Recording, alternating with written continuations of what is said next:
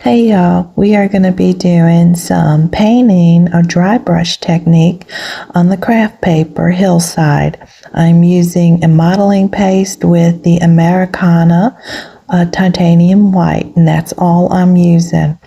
And we are going to take this over to the craft paper hillside here. As you can see, that's kind of pinned up against that styrofoam. I'm just going to take my dry paintbrush and dip it into my paint and then just crisscross motion to give it that blowing and drifting effect on the craft paper. You also can make it a little heavier along the ridge line. That would be at the top of the craft paper to help bring in that background into your display and give it a little more realism. And I'm going to continue to do this the entire width and length of my craft paper. I do have some wadded up, taped up craft paper bundles in back of this to help give it a little more stability.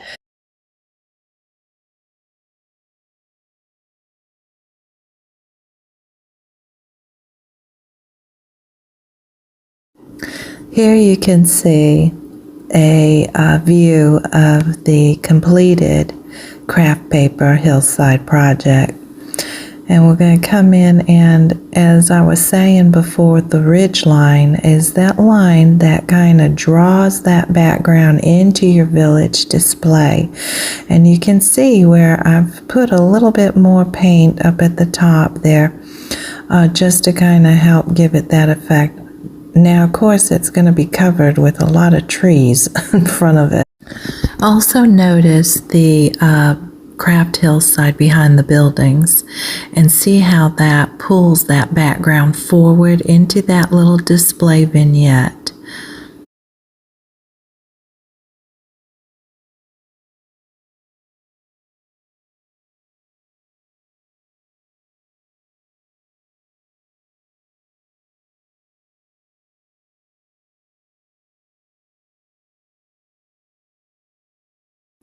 So here is the sled hill, and I had crafted that out of craft paper, which I rolled up and taped to give structure, and laid over that the plaster strips.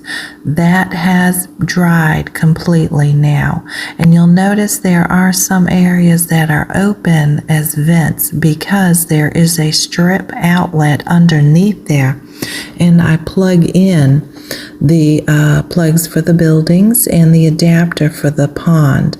And I do also wrap that adapter in foil to help with dispersing the heat, because the adapters can get quite warm if you leave on those automated devices for any length of time. I hope y'all enjoy this video, and God bless.